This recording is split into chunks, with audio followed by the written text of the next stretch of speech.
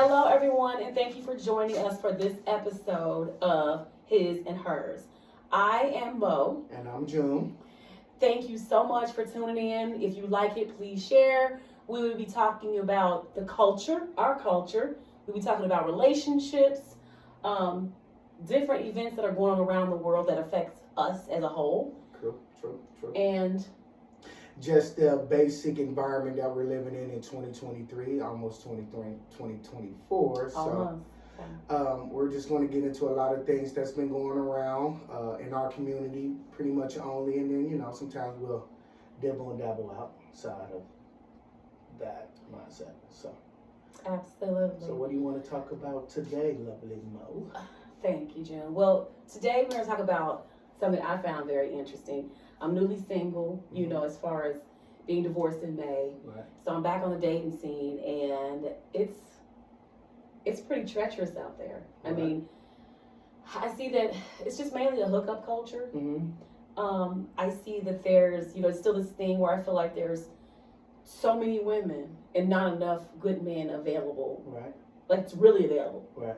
A lot of games are being played. Let's just be honest. Mm-hmm. A lot of games. A lot of people are not keeping it real upfront about what they really want. Right. But I find that strange, at our age. Right. When you were in your 20s, okay, Right. but that's fun and cute and haha, but I think that in this age that we are, I'm in my 40s right now, and it just seems like people should be in a place where they're able to at least be honest. True. About what they want, what they're looking for. At least a little bit more intentional. There we go. Right. Exactly. So, I mean. So, I guess the question that you're asking is why are men so much not willing to commit or be in relationships? Or overall, what's really going on for us, the hookup culture in both men and women? I say men and women. I see a lot of men playing more games than women. Oh, really? I do. I mean, and maybe people think that's kind of biased because I am a woman, but, True. I have went on several dates, and I see a lot of people just wanting to maybe, they may want to go get a drink, they may do dinner once, but they just mainly want to get you to the house. What is up with that? Well, I think it's the quote unquote, hookup culture, that Netflix and chill. You don't really have to do too much, and I think that the sexual liberation that women have basically encouraged, they kind of like ensued that type of ideology. So now men don't really have to do too much to get a woman to bed. So like my mom used to say, well, why would I pay for a cow when I can just get the milk for free? So now that we have the liberation of the quote unquote coochie, Is this PG? PG, my bad. Or, that ideology where you got, Sexy Red and all these other women that's out here just promoting their sexuality. It's just basically opened the market up to where, men don't have to be, like back in the day being sort of a chivalrous type of man that wants to come in and court you or wine and dine you and things like that. So I think we have stepped away from those ideas and that mindset. And you have to, as a woman, value yourself in a way where you give off that type of energy. And if you don't, then you're going to basically keep yourself in that same hamster wheel where it's going to be really hard for you to date somebody with true intentions, because most of us know that it's quite easy to have sex these days. So, I mean, I can understand that. I'm still a bit old-fashioned in, how I carry myself, how I dress.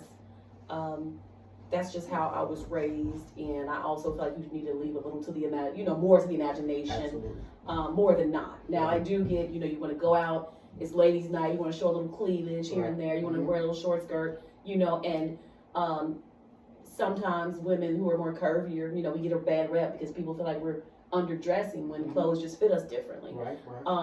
But I think ultimately, to your point, it's how you carry yourself, how a real man is going to treat you. Absolutely. You do and it's have just the energy that you exude. It's this the energy that you give off.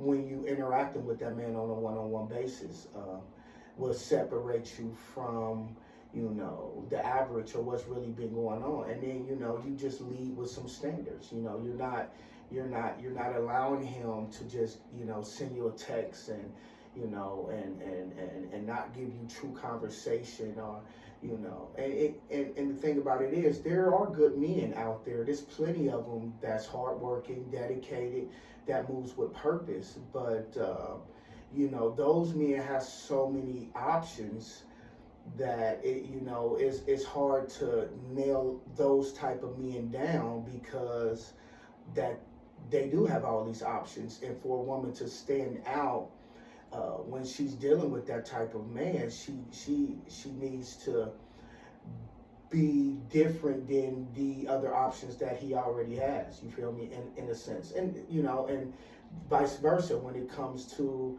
you know, men standing out. You know what I mean? To get that quality woman that he's looking for. You know, that the wifey material I can bring home for Thanksgiving, and, you know, things like that. So, you know, we have to look at it, you know, from a standpoint where, you know, you're lining yourself up with a person that sees or share your same values. Right. You know Absolutely. what I I mean? think that's So. huge. That's huge. I mean, so in a nutshell, what I'm understanding from your standpoint, because a lot of times we don't really know where we go wrong in these situations. You may start off one way, Mhm. you may be really feeling each other, and then boom, 3 months and here you go. It's like, what happened? I think that as some women, I'm speaking for some women, I can't speak for everyone. Mhm. I would say it myself, I think that also giving people enough time, give yourself enough time to know someone, Mhm. because you can uncover a lot. I think it was it Steve Harvey that talked about, you know, waiting, 90 days or Which what? doesn't work. Well, I beg to differ. I think in 90 days or longer, you can find out a lot about someone. Mm-hmm. You can find out about things that might make them tick. Do they Mhm. have kids that they're supporting? Do they have a full-time job? Is everything that they've told you, is it a lie? Mhm. Because a lot of people are still perping even at this age, and it's bad. It needs to stop. Right. So I agree. Sometimes we have to check ourselves. Absolutely. What am I putting out here? Like you said, the vibe and how you're interacting with this man, and Mhm. you know what you're showing him, and you know how you're just allowing him to treat you. Because people Right. are only gonna do What you allow them to do. what you allow them to do. Correct. So you can't allow them to treat you this one way, get used to treating you this way, and then say, whoa, why are you doing this? When you've allowed it for years or Right. months, you have to set the tone, stick with it, but also don't give up so much in the beginning to what you were originally saying. Right. Because I think that's when you're taking more of a loss. Mhm. You're hurt even more because you poured so much into this person, but what have they poured into you? What have they done for you lately? Like Right. Janet said. Right. What have they done for you? Right. Is it lining up? Is it matching with the energy that you give it? Well, I mean, at the end of the day, you know, women like to hear what they want to hear. And so men basically tell lies, right? And so if you want to have a good grasp on, you know, singling out a really good men are a good person, man or woman, specifically a man. We are more intentional based in action. So if you're dating a man, whether it be you giving him a 90-day rule, or, you know, y'all hooked up 2 weeks after y'all met, it's his action. So if you're talking to a man and he says this, or he's saying he's done this or done that, you can pick up a lot of those red flags very easy within the first couple of months. If he's the type of guy or vibing the way what you want based on his actions, because a real guy is action based. So he's going to 9 times out of 10 he's going to do what he's saying, or he's doing what he's telling you. He's living the life, and or taking care of this or handling this business. And so now you're dealing with what's going around now is a high value man. And so right, and so you know, when you have that type of guy, like I said, so this guy is moving in his purpose. He is, you know, doing all the right things, and you know, he's showing up when he says he's going to show up. Okay, so now you know, most women, they can get the guy because of their looks and maybe because of their vibe or their or how they, you know what I'm saying, move, right? But you know, it's you're asking, how do I retain the guy? And so how do I retain this high value man? Because you know, everything was cool for the first 3 months, and then you know, after that, you know, it's in the wind. You know what I mean? Starts to get a little rocky. I've seen that, yes. Right, absolutely. So you have to look and say, okay, for a woman, because my job is to get you. Mm-hmm. So I'm gonna date you and court you and or you know, take you out, you know what I mean, and you know, show you a great time and give you good conversation and lay it on you per se. And, lay it on thick. Right, absolutely, like syrup, you feel me? You know what I'm saying? And then, you know, once we get into this place of now we're cultivating and we're bonding, I think it's more or less the woman's now incentive to retain that guy. You know what I mean? And that's doing the things that women don't do today. And that's being like, most women are more, in this day and age, they're combative. They're more masculine. Some women, yeah. I'm gonna say a lot. I'm gonna say from my perception. And what you've experienced. Absolutely. Okay. You know what I mean. Yeah. You know, they are hard. You know what I mean. And so, you know, as it's cool if we're just friends and I'm dating you casually. I don't have to put up with you, but so long. Right. But now you're asking me to invest more of like my time, money, and resources and be in a committed relationship. Well, now you have to work with me. And most women that I have encountered, because dating is hard for men as well, they don't know or don't truly understand the dynamics when it comes to a man like me. I don't require you to or I don't want you to be a man in a relationship. I don't need another alpha. So I want something that's different from me. You Right. know what I mean? Of course. So I'm looking for my woman to be tender, Right. to be kind, and she knows how to love me. She knows how to, you know, make me feel good. She knows how to basically fulfill the things that I'm looking for within a relationship. You know what I mean? And what you're looking for, what women are looking for, is not what men are looking for. So we're not looking for this overaccomplished woman that's a boss chick that's out here getting a bag. Now, you know, it's a plus. It's a plus. Right. It's a plus. It is. You know what I'm saying?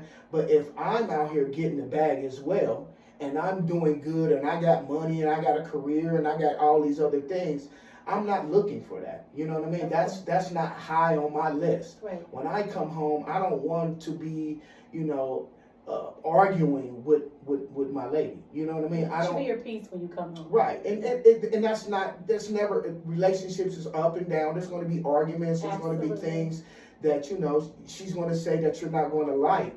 But it's the tone and the attitude that women share that's got this, like, you know, this bravado that's just like they dudes. You know what I mean? Well, I get that, and I have seen that in certain relationships, and I can imagine that's definitely makes it challenging once, because that's not in the beginning. Am I correct in saying that? Because usually it takes some time for you to build up to that. If a woman or a person's gonna change on you, I'm never like that with my man. If my man is doing something, I also had to get to an age where I had to let my man lead. Absolutely. And so, you know. But you just said the golden word. You got to an age where you accepted that a man should be leading. That should be the ideology or the mindset from beginning. It should. So now you've probably had a good man that you didn't allow to do that, and so you know people or women, men, and all people think like, well, I'll find something better. That's not reality. The grass is not always green on the other side, absolutely. But what I was gonna say, I think sometimes people get too comfortable in the relationships where they start showing these different sides. Where if he doesn't do it like this, or when I want it, I'm gonna do it. And sometimes that has to do with how you were raised. See, people don't realize or give enough thought to how a person was raised. It's how they're gonna be in a relationship. Right. And so there are those habits and personalities and different things they take from their mom and their dad are going to come out in these when you have these exchanges, no matter Absolutely. if it's up, down, round and round. I remember, when I was in my last relationship, if my ex wouldn't do something right when I wanted him to do it, right, it was a problem. It was a problem, and I'd go and do it, right, and I would say things, and right. I would. And I think that was maybe because I was a little spoiled as well, because most of the things he did do for me in the beginning, and just be that one thing, and that's not fair. No, it's not. It's not fair, and it doesn't. For a man who's always been consistent in providing, right, always been consistent in making sure shit gets done, when deep into the relationship, you're going to lose focus on certain areas, because for men, we don't really, we can multitask, but we like to single out and narrow in on a specific task or goal, right? And we're zoned in, and so what that does is it creates issues, because I'm so focused in on that, he might slack off on this or slack off on that. But the thing about it is that he's not totally had put that down. That's just a back burner thing. And so for me as winners, because I feel like I'm a winner. You are a winner. I'm going to get it done. So I don't need a woman to tell me what time frame I should get that done. I'm working on this thing and that thing, I'll get to it. Now, if it's something that needs to be done immediately, right, then absolutely get on his butt. You feel me? Because that needs to be. Matter of fact, you shouldn't even need to. That's going to be something he's going to take care of just like that. But if it's say more than once, if it's important, right? But he don't need to. He already know it needs to get done. It should be in the forefront of his mind. Right. So what I'm saying is that it's these little bitty things that doesn't appear to be much, but if you allow it over time to keep building up, it can be detrimental to a real great relationship. And we have to, as individuals, start taking accountability for our own crap. You know what I mean? And knowing that relationships are hard. Yeah. And so since we have this hookup perception, it's like, well, I don't have to deal with that. You know what I mean? I'll just go to the next one. And like you said, that's where I feel like a lot of young women need to, take this message and really listen to it. If you have a way you do things, nobody's trying to change anyone, but I do feel that some women are giving so much up front that it really kind of messes up, when, say, for instance, that same man has been dealing with this young woman or this woman who's willing to give everything up front. Then he gets to me and I'm like, no, whoa. We can't jump right here, right now. Like, I need some time to get to know you. Mm-hmm. I need to know what you do. Mm-hmm. I need to know who you are. I mean, are you a criminal? How many kids you got? Are you caring for these kids? Like, the list goes on and on and on. Correct. And once I feel comfortable, then maybe we can go to the next level. Right, correct. But a lot of people look at that like, oh, you're doing too much. If it's natural and you feeling the person, it should just happen. Yeah, it should. But these things are natural as well. Right. And if we don't hash them out in the beginning, they most of the time are going to be coming back to us as problems and issues that we are trying to overcome in the relationship. Absolutely, I agree. And I feel like we can just not waste each other's time if we are addressing them up front. We have a clear understanding. Right, because everyone that you're going to encounter, as far as, dating or in a relationship, is going to bring baggage. They have issues, you know what I mean? They have issues, childhood issues, childhood trauma, trauma that had happened when they were adults. And,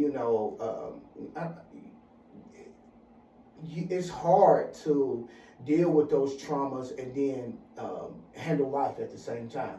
You see what I'm saying? So, two people get into a relationship, and everybody puts their best foot forward in the beginning. You know, everybody put that mask on, and they're all this and they're all that, and they're this. They ain't having really no complications. They're right as rain, right? And then when you really start to actually grow with a person, you start seeing all the, you know, imperfections within that person. Yeah. And so when we start dealing with those imperfections and they start to cause issues in a relationship because of the hookup trauma, we don't want to put in the work to bring those issues forward within a relationship and then give our partner time enough to heal those wounds. And this is why relationships seems to fail. And this is all by design, because they don't want families to unite and be strong. They want the house to be broken. And when I say they, I mean the powers that be, because we're easier to control. You feel me? So, you know, I can control the mom and the dad. You know what I mean? Both of them is out there working, making sure that they got money to pay the bills. Who's there with the kids? Right. Well, now I can, you know, I have to put my kids in the institution, and the institution are raising the kids. And so now we got this culture where we don't even know how to deal within a functional relationship. Absolutely. And a lot of times with demands of being, you know, a working adult and caring for the family, providing, sometimes these kids are raising themselves. Let's just be honest. And, Absolutely. You know, that's where you come in and these children have these behavior issues, or there's something going on and you're always getting called up to the school. And I'm not saying just one thing. Is they're not getting the proper attention and time that is needed to put into children these days, you know. Right. I was just telling somebody recently, you know, when I did adopt about 5 years ago with my ex-husband, you know, I went into it like, oh, I wanted to have a child, but I didn't realize everything that goes into it. By me being a first-time parent, I'm just speaking from that. Absolutely. I knew I could care and love for this kid, right. But I also knew I had to be emotionally available for him too. That's what I started to see. Like, you have to get down on their level, you know, talk to them, what's going on with you and how are you feeling? And, you know, and when they tell you little small things, you know, sometimes as children, we just be like, okay, just blow it off. We have to listen to everything. Yes, we do. These kids say that they don't want to go to someone's house because of something, and you're like, every time you go around this person, you get a little weird. You have to look at that and really just do your homework and spend time with these children. They are our future, and I feel like if we don't do something right now, we are doomed. Right, absolutely. With all this music that's going on, and you know, a lot of it's a setup for us, and it's just very sad. And you know, we have to do better. We do, and that's why these talks and these types of platforms are very important. So we can start bridging the gap and then stop allowing this narrative to keep spreading and cultivating within our communities, because it makes us weaker, you know, as a whole. And you know, and my thing is, I you know, as far as with the African American, our people is this crab in a barrel mentality. I hate it, because at the end of the day is self. It's what I can do for self. This is me. You know, I'm making the money. I'm the boss. I don't need no man. I don't need this. I don't need a wife. I don't, you know, and with that ideology, we're never going to get nowhere, you know, and truly start building something of true value, which is family. You know, you absolutely, and love and respect and ideas and morals and values is what we got. You know, that's what you truly want to pass down from generation to generation, not the money, because you know that won't last anyway. No, you know, we gotta start breaking some of these generational curses. Absolutely, absolutely. And so with that comes work, hard work, and dedication. And if you're not committed to this ideology, you're going to fail. You know what I mean? You're going to fail in your relationships. You got to put in the work.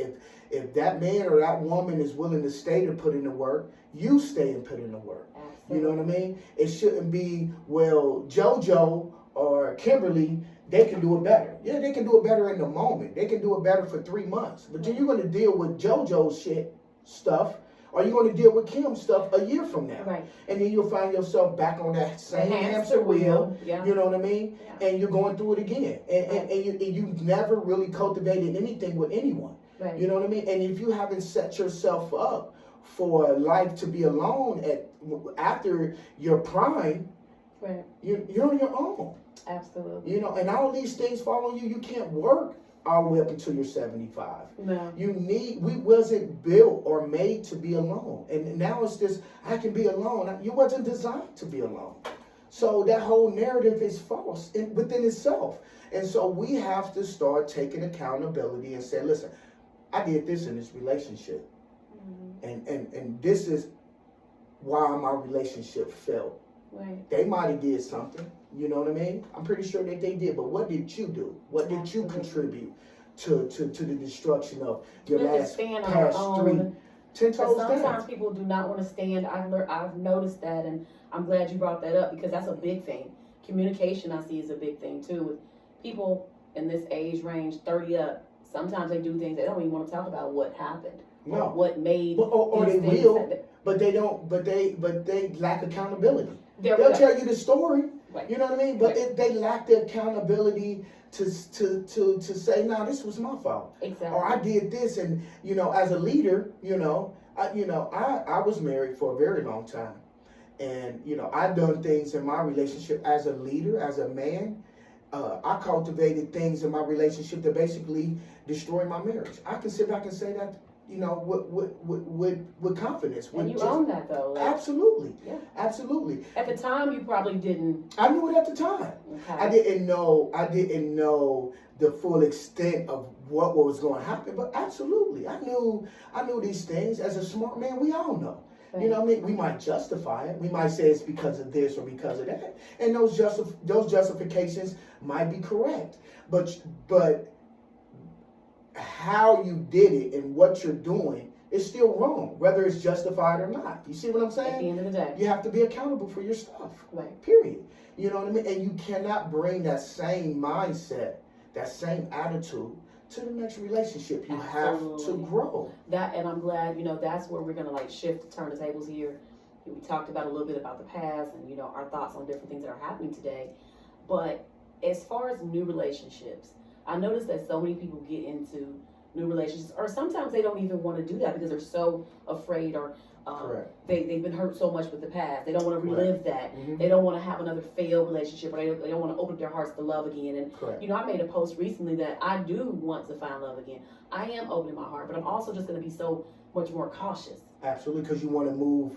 Now you're moving with intention and purpose. Exactly. So I guess my question to you, June, is, we're going to be wrapping up here shortly too, but I just want to know this before we get off of here. But as far as new relationships, what do you think are the top 5 things that are very important when entering into a relationship, when entering into it? At our age. At our age. And I'm saying our age because things look a lot different when you're like 20. Absolutely. You just coming into your adulthood. Right. You're still trying to figure out at 25. Right. And, I was a little wild child back then. I'm not going to talk about that. But 30s, I started becoming more clear. I started being a little bit more intentional. But right now, in my 40s, I am so intentional. Right. And I don't want to waste time. If it's a game, I don't want to do it. Right. But I'm trying to, I want to get that solidified up front. Right. Do you want something real? Do you want to play games? What do you want? Right. Give me a chance to say I'm okay with that or I'm not. Right. And we can move accordingly. Absolutely. I agree. And to answer your question with the top 5 things. Top 5 things if you're going to start a relationship in 2023, going into 2024, what are some important things to look for maybe? And, the mindset that maybe you want to have going into that, and, kind of what can you do on yourself to say that I am truly ready, to do something for real. Okay, and that's a very good question. I appreciate you asking that. I think that the top 5 things should be a man's integrity. Okay, that's first and foremost. Absolutely. So this man or whatever guy that you're choosing, he's going to move, and he's been moving like this for decades. If he has kids, you judge a person by the fruit they bear. And what do I mean by that? The fruit is their family, their friends, their loved ones, right? And so just being around a guy for 3 months, you can find this out very easy. How does he treat his mother, his father? How does he treat his ex, his baby mamas, his kids? How much is he involved in these people's lives, and how he's moving around them, and how they move when they're around him? You know, are they happy? Or do they say the things that people would say when people are truly in their lives and invested in their lives? You can find out a lot about a man. If this man has 3 different baby mamas and 2 of them don't like him, and you know his kids is off and on, and when you're around them they're kind of standoffish, they're not really saying much, that says a lot about a man. I agree. You know, I do. And, 2 is, and I know this sounds a little weird, but when you're in a man's space, it's how his space is put together. Okay? So if his space is put together neatly, like when you walk into his home and his home is on point, his house is clean, that means his mind is clean. That means he's been working on himself. Because if you have a dirty home or a dirty car, then your mind is cluttered. So you're everywhere. So you're not conducting real business anyway, right? Okay. The next thing is his willingness to show up for you. Even if he's getting to know you within the first 3 or 4 weeks, month, right? When y'all are talking or y'all are planning an event or a thing or something is going on in your life, or it's just little bitty things. Just the devil is in the details, is what I tell women all the time. And so it's those little bitty things that you need to pick up on. Not these grand gestures crap. This, I'm going to bring you a dozen roses. I can do that all day. Right. It's the little bitty things that you might say. Things like what? Like, let's say that you had an issue with something that was going on in your house. Like, you said, like, yeah, this faucet been leaking. And let's say this guy, he knows how to stop the leaking faucet, right? And y'all been dating for, you know, a couple weeks or a month or so, and then all of a sudden he comes over and says, let me check out that faucet. It's the details. He's intentional. Absolutely. So when a man is giving up those types of gestures without you saying anything, you know he's moving with intention. You know, he views you higher than maybe the other females that he's dealing with. And now that kind of separates you from them. Now you say, how do I get them out the picture? Well, that's just time. Because this is a hookup culture. You start not demanding his time or a lot more, but requiring. And what do I mean by that? So what do you got going on this weekend? You want to hook up? I got this, and that going on. If that man is willing to go out his way to accommodate, you have his time. You know what I mean? And that's one of the most important things of a man. That doesn't have to be forced. It should come easy if it's really. It's going to come natural. Right. Okay. The fourth thing would be the loving that you display to this man. You know what I mean? We're real big on love. To us, sex is mostly love. We find that is our like happy space, like to say. So we love to be loved on. You know what I'm saying? It might be more often for some men and then less often for others. You know what I mean? But we need that type of love. You know what I mean? And care. And I would say the fifth thing. You mean like just the actual act of just showing, displaying love, hugging you. Right. Men like to be kissed on, told that I'm thinking about you. You looking handsome. Yes. Oh my goodness. I've been thinking about you. All that good stuff. We like that stuff too. We like to feel wanted and loved. Absolutely. Right. You know what I mean? Absolutely. I understand that. Yeah. Absolutely. Okay. And then I think the last thing, which should be the first or second thing, is being invested in his direction as a leader. So, you know, I believe in what you're saying. I'm invested in what you're saying. So if this man's like, you know, I was thinking about buying a two-family and renting it out or Airbnb and or flipping it. You know what I mean? You're like, oh, okay, what two-family? Let me see him. You're invested in what he's saying. Yeah, this is a great idea. And now you're giving your feedback, and so you're promoting his vision. You're all in his goals, and you're delivering your own sense of who you are in that overall idea. And that empowers a man. That gives a man so much type of drive.